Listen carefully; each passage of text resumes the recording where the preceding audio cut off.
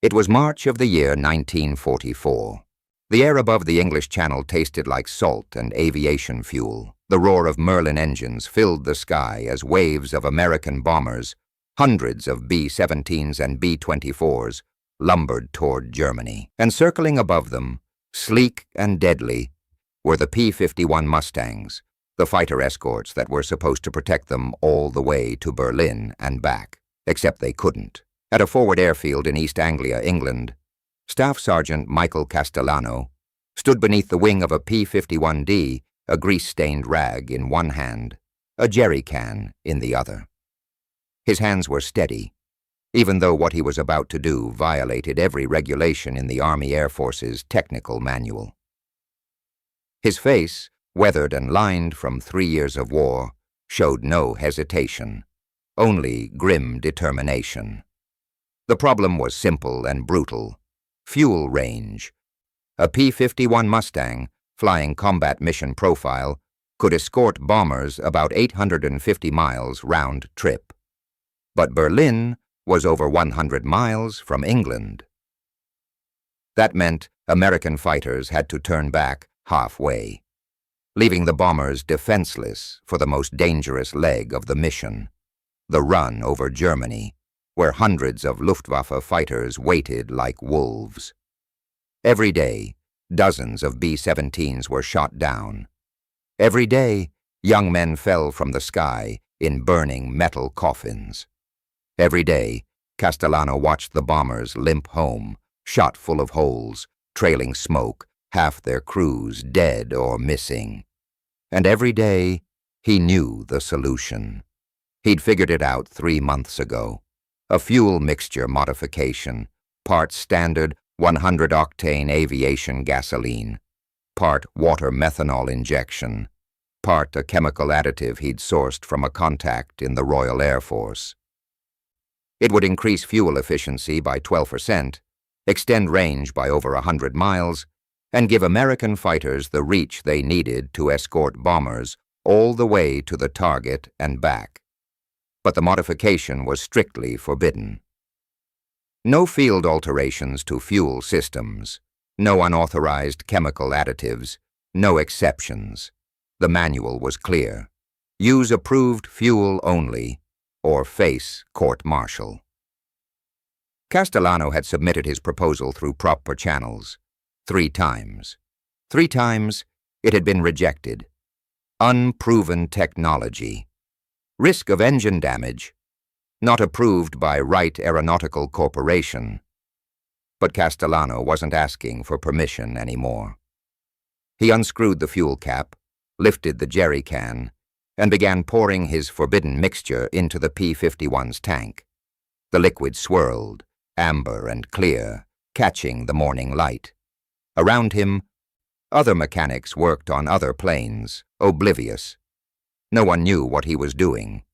No one knew that in 6 hours, this plane would fly deeper into Germany than any American fighter had ever gone, and come home with fuel to spare, without authorization, without approval, without a single signature from command. Michael Castellano was about to rewrite the air war over Europe, one forbidden gallon at a time. 2 weeks earlier, inside a drafty Quonset hut at RAF Debden, Michael Castellano sat on a wooden bench as Major William Harris, Chief Engineering Officer of the 4th Fighter Group, addressed the assembled ground crew. "Gentlemen," Harris said, his breath visible in the cold March air, "I want to be absolutely clear about fuel protocols. You will use only approved 100-octane aviation gasoline. You will not add anything, not oil, not alcohol, not water, not mystery chemicals your buddy swears will make engines run better." Held up a technical manual thick as a phone book. This manual was written by engineers who spent years developing these engines. They know more than you do. They know more than I do. We follow their specifications, period. Harris looked around the room. Most of the mechanics were young, barely out of their teens, trained in 6-week crash courses, thrust into a war where one mistake could kill a pilot. They nodded dutifully, continued. I know some of you have ideas. I know some of you think you can improve performance with field modifications. But here's what happens when you improvise. Engines seize, planes crash, pilots die. And then I have to write letters to their mothers explaining that their son died because some mechanic thought he knew better than Pratt and Whitney. He paused. If I catch anyone altering fuel mixtures, adding unauthorized additives, or modifying fuel systems without engineering approval, it's an immediate Article 15, possibly a court-martial. Understood? The room murmured agreement. Castellano said nothing. He just stared at the floor, jaw tight. Outside, the air war was entering its most critical phase. In January 1944, the U.S. 8th Air Force had launched Operation Argument, later called Big Week, a massive strategic bombing campaign aimed at destroying Germany's aircraft production. The goal: establish air superiority before D-Day. But the campaign was bleeding the 8th Air Force dry. Without fighter escorts for the entire mission, B-17s and B-24s were being slaughtered. On February 20th alone, 21 bombers were shot down. On February 22nd, 41 more. The loss rate was unsustainable. The P-51 Mustang was supposed to be the solution. With its laminar flow wing and efficient Rolls-Royce Merlin engine, it was fast, maneuverable, and had better range than any previous American fighter. But better range still wasn't enough. Berlin remained out of reach. Fighter pilots knew the math. They could escort bombers to the German border, maybe a bit beyond. Then they'd hit their fuel limit, the point of no return, and have to turn back. What happened after that was up to the bombers, their gunners, their luck, and God. And so the rule was clear. Don't waste fuel. Don't take risks. Stick to approved procedures. Because fuel meant range, and range meant survival. For Michael Castellano, that rule was a death sentence. Not for him, but for the pilots he watched take off every morning, knowing half of them wouldn't come back. Castellano had grown up in Queens, New York, the son of Italian immigrants who ran a small auto repair shop. He'd learned engines before he learned algebra, how to coax power from old carburetors, how to stretch mileage from watered-down gasoline during the Depression, how to make do with whatever parts you could scavenge. When he enlisted in 1941, the Army Air Forces saw mechanic on his application and sent him to aircraft maintenance school. He scored top marks in engine theory, but nearly washed out because he kept questioning the instructors. Why do we use 100 octane? What if we adjusted the fuel-air ratio? Has anyone tried water methanol injection? The instructors told him to shut up and follow the manual. But Castellano couldn't stop thinking. He read engineering journals. He talked to British RAF mechanics who'd been experimenting with boost systems. He studied captured German aircraft and noticed they used methanol water injection to increase power output at high altitude. Slowly, over months of late-night calculations and quiet experiments, he developed a theory. American fighters were using fuel inefficiently. The engines were designed for peak power, not peak range. But what if you could adjust the mixture, reduce power slightly, increase efficiency dramatically, and extend range without sacrificing performance? He tested it on a captured German Bf-109. The mixture worked. The engine ran cooler, used less fuel, maintained 90% of its power output. He submitted a report. It was ignored. He tested it on a worn-out P-47 Thunderbolt destined for scrap. The mixture worked again, extended range by 15%. He submitted another report. It was rejected. Unproven, high risk, not approved. So Castellano did what mechanics have done since engines were invented. He stopped asking permission and started fixing the problem himself. Because sometimes the rule book is wrong, and sometimes the only way to save lives is to break the rules written by people who've never watched a plane burn. Michael Anthony Castellano was not born a soldier. He grew up in Astoria, Queens, in a 3-story tenement that smelled like garlic, motor oil, and his mother's Sunday gravy. His father, Giuseppe, owned Castellano's Auto Repair, a cramped garage where Giuseppe fixed everything from Model Ts to delivery trucks for the neighborhood bakery. Michael grew up under the hoods of cars. By age 10, he could gap spark plugs. By 12, he was rebuilding carburetors. By 15, he was the one customers asked for when their engines made that weird sound. But Michael wasn't just good with his hands. He was curious. He read Popular Mechanics cover to cover. He took apart engines not to fix them, but to understand them. Why pistons fired in that sequence, why compression ratios mattered, why fuel quality changed everything. During the Depression, when gasoline was expensive and customers desperate, Michael learned to stretch fuel. He experimented with alcohol additives, water injection, leaner fuel mixtures. Some experiments failed spectacularly, like the time he blew up a carburetor testing ether. But some worked, and word spread. The Castellano kid can make your tank last twice as long. He didn't join the military because he wanted to fight. He enlisted in December 1941 because after Pearl Harbor, it felt like the only choice. At least in the Air Forces, he figured, he'd work on engines, the one thing he actually understood.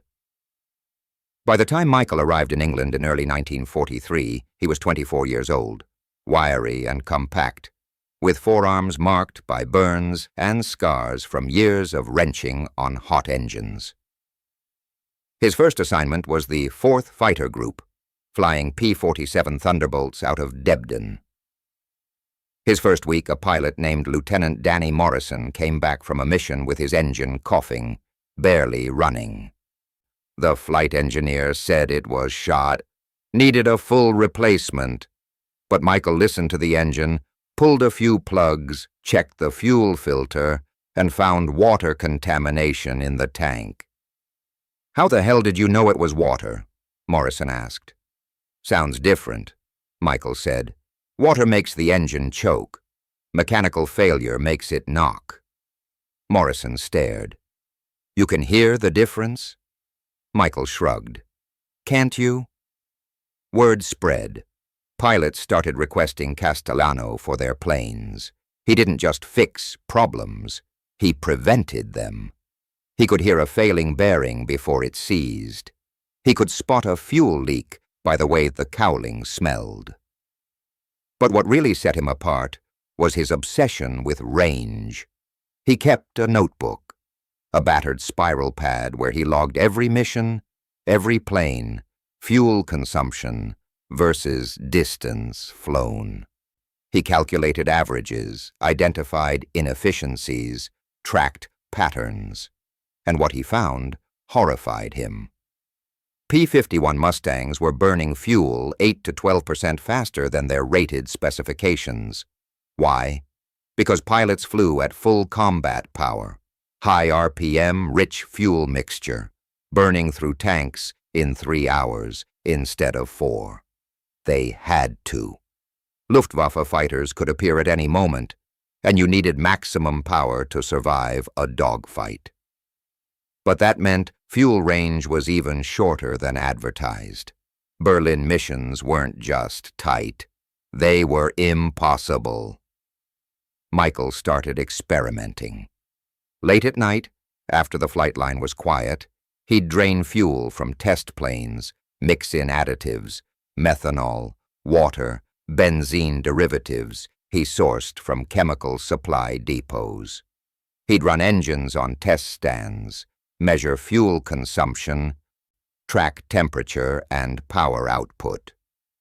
One mixture, part 100-octane gas, part methanol water injection, part a proprietary additive, showed a 12% improvement in fuel efficiency with only a 6% reduction in peak power.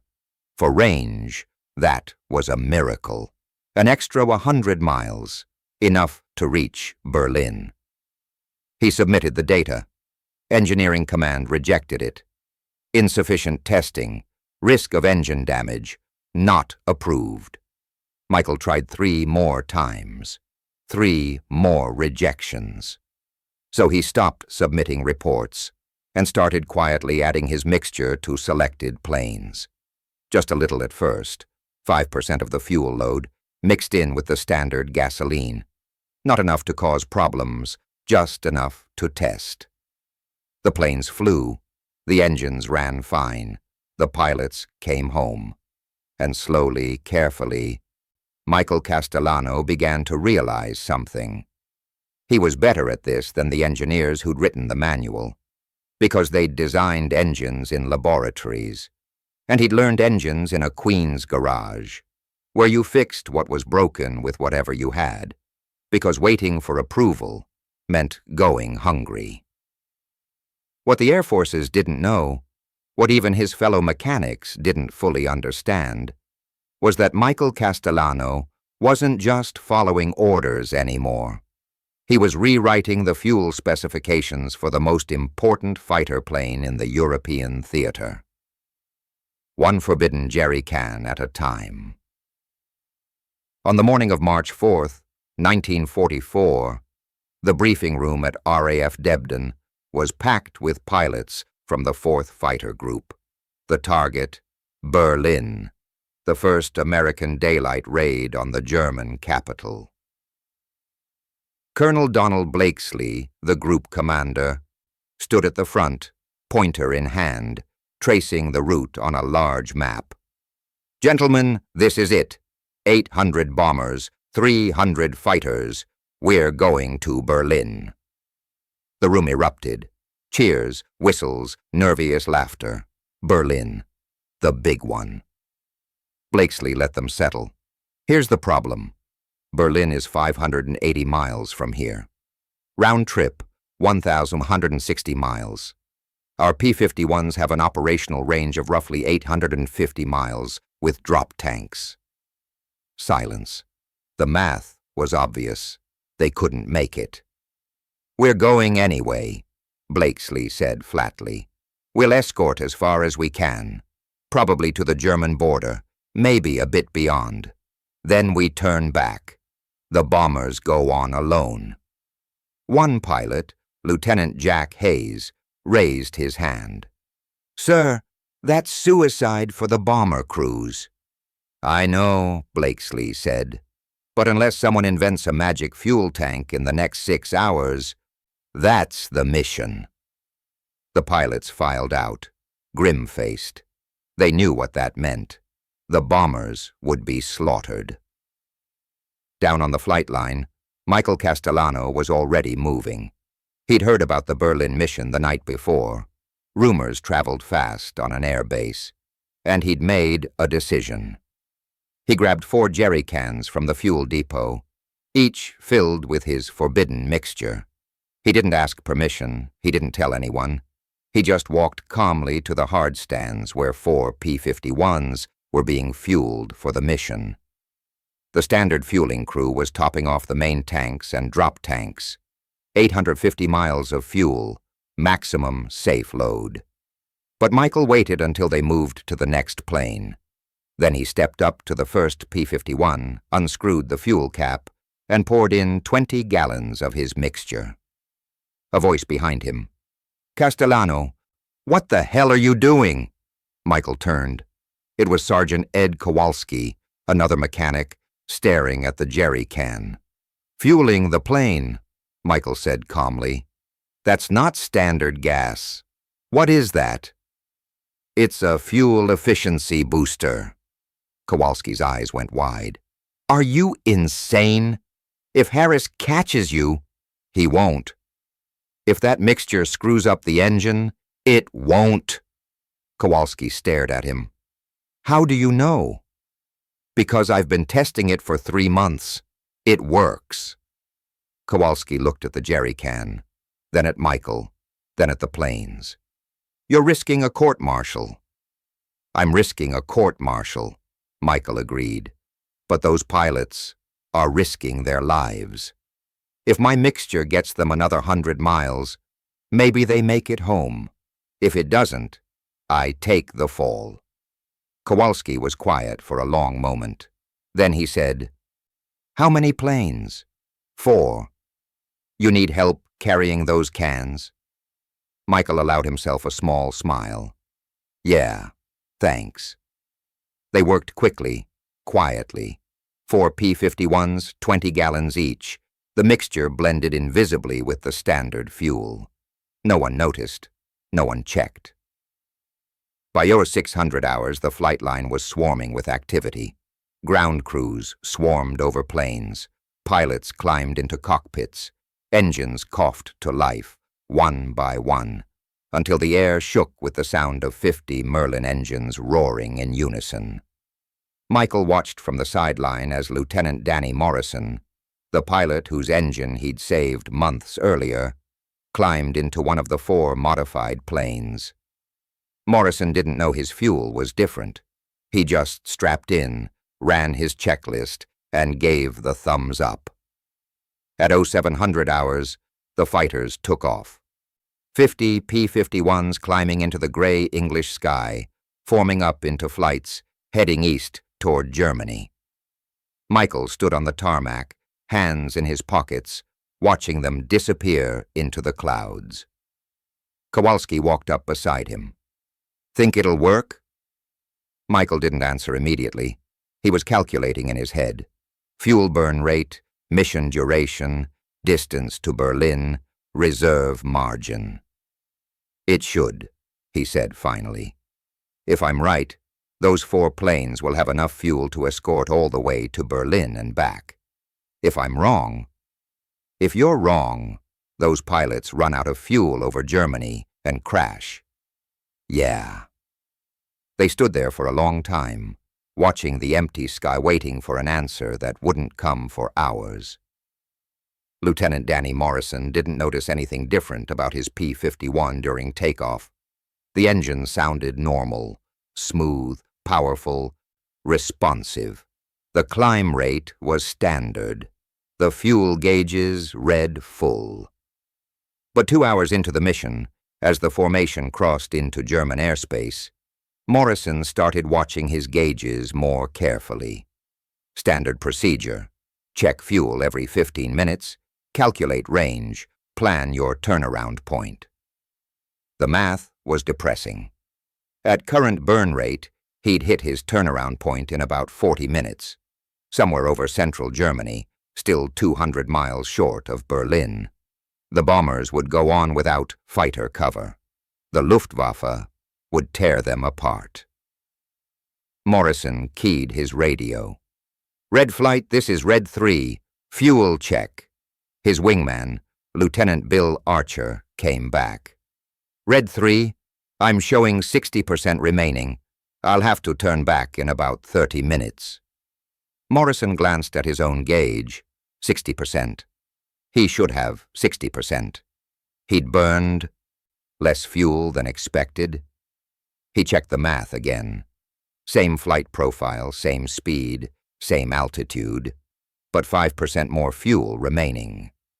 He keyed the radio again. "Red Leader, Red 3. I'm showing better fuel numbers than expected. Requesting permission to extend escort range."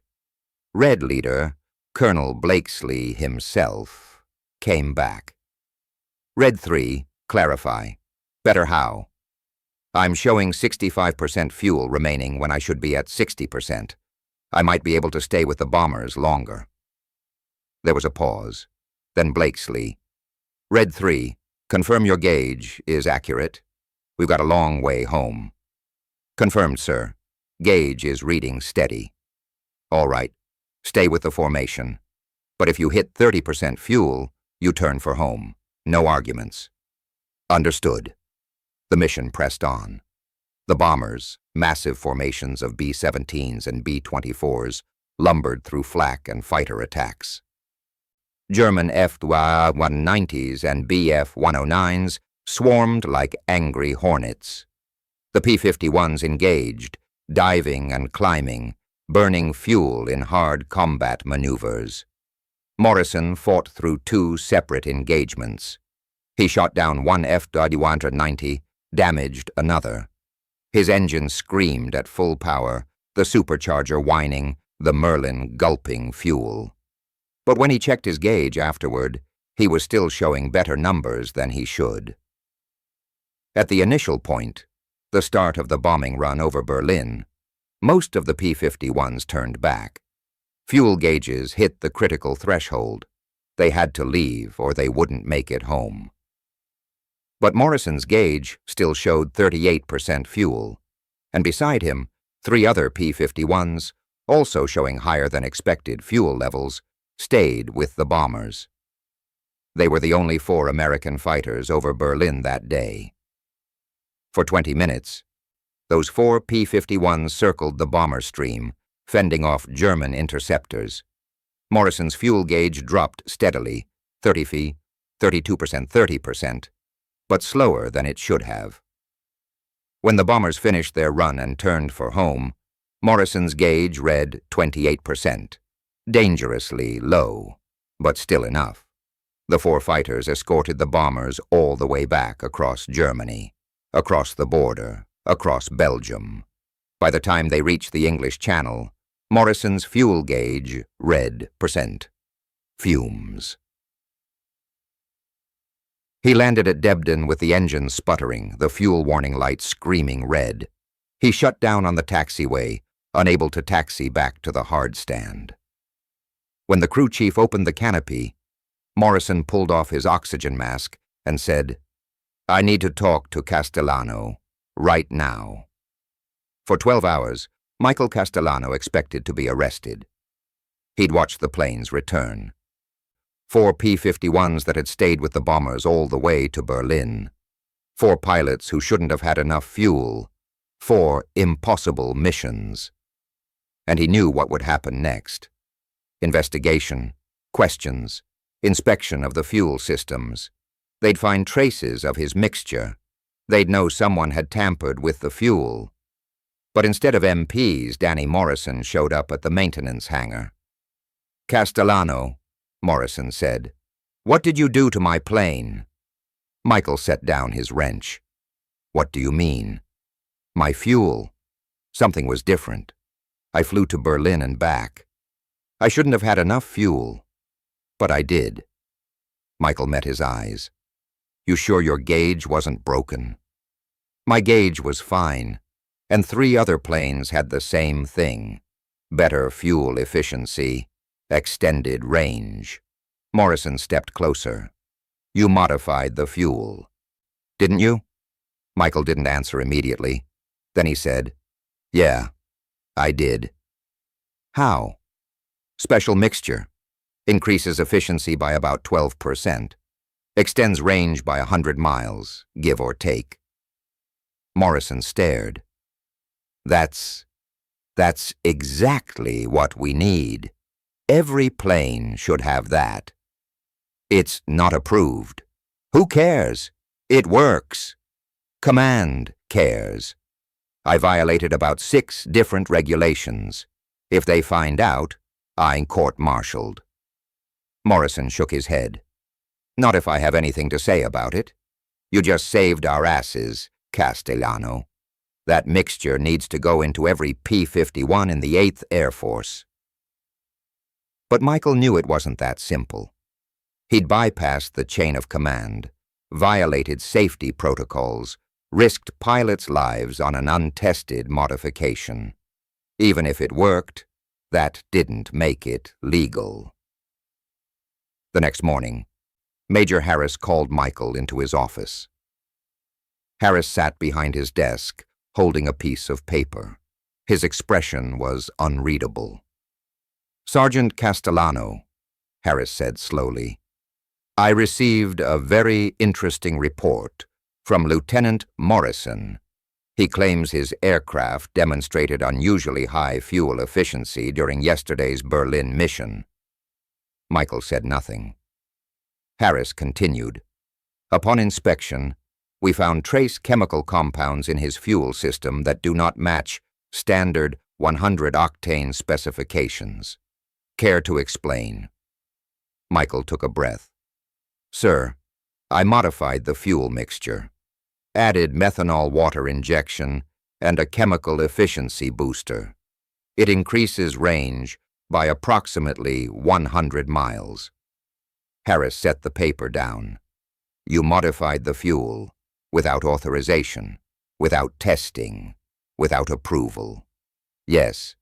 "Sir, do you have any idea how reckless that is? You could have destroyed those engines.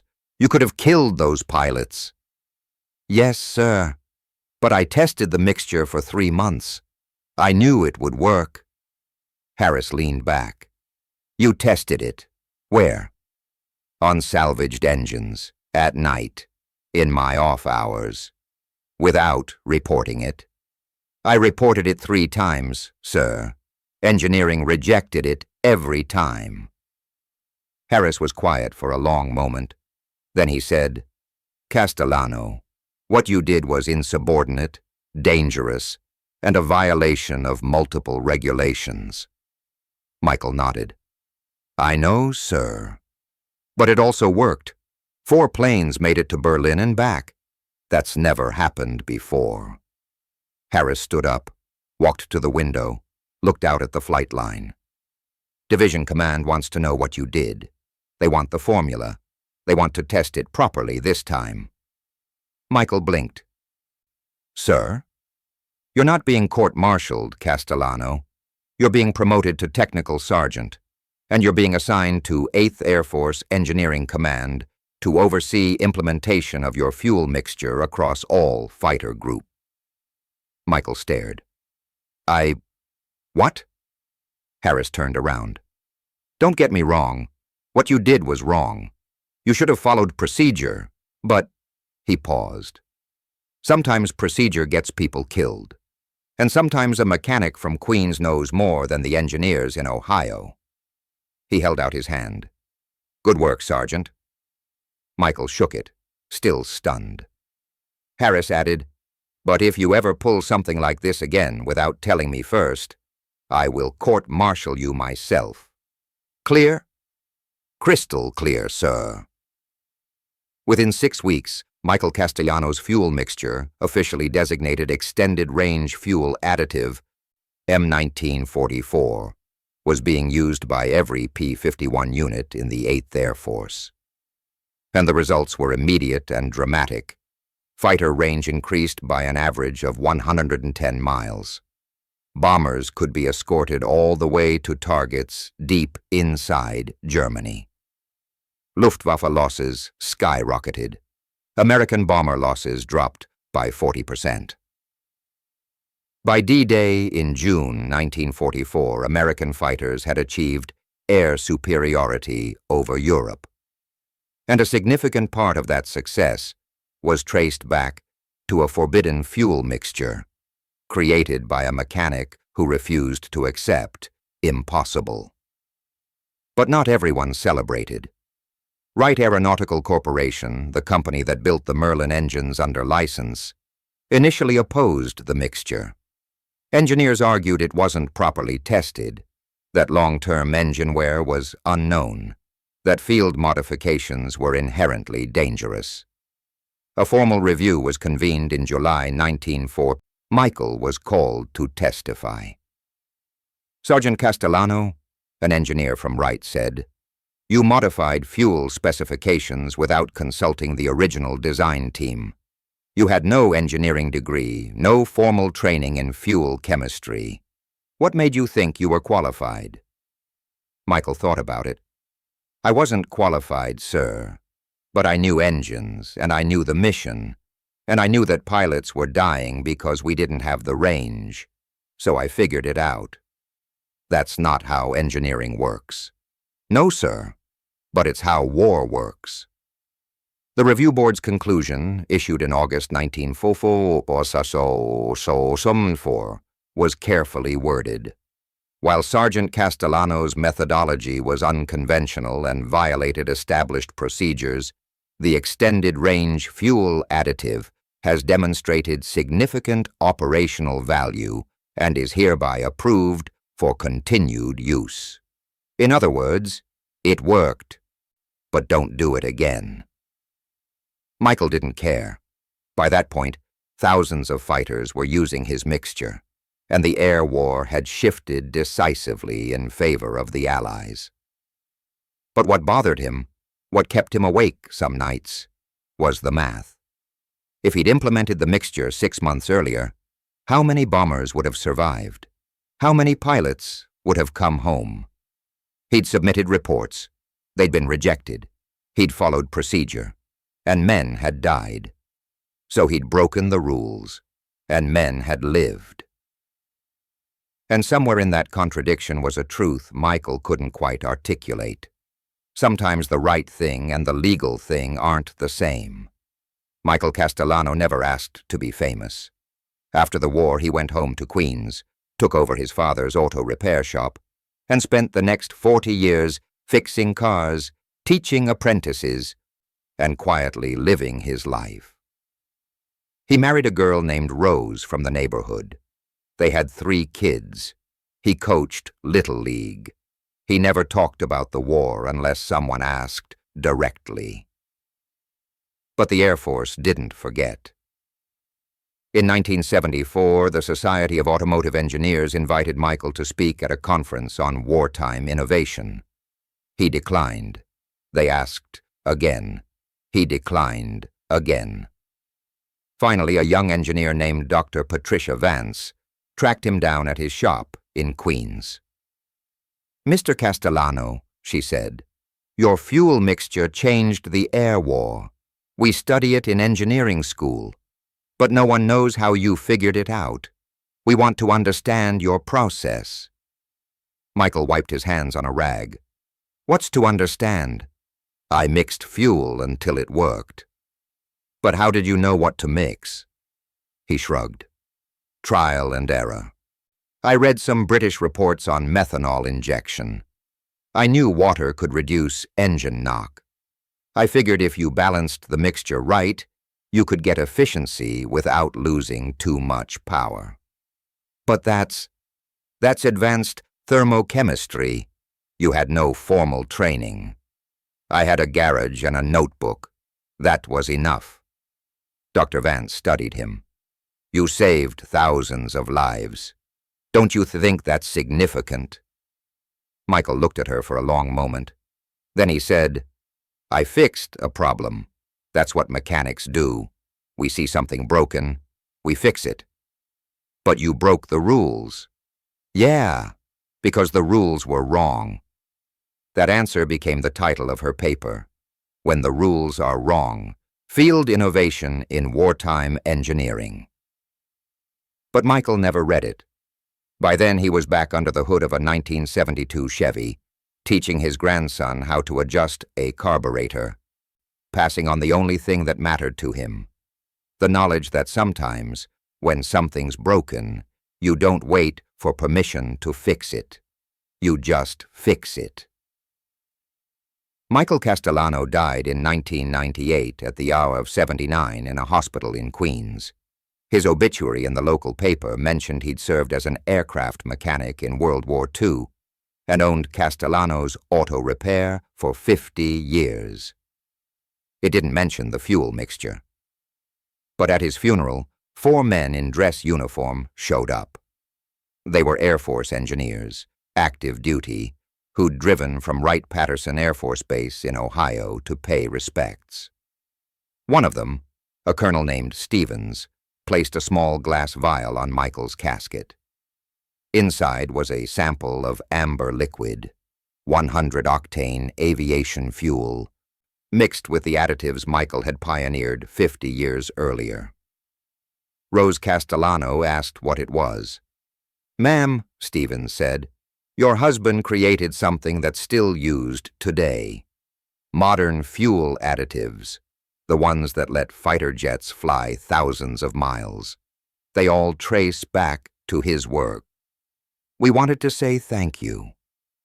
Rose nodded, tears in her eyes. "He never talked about it."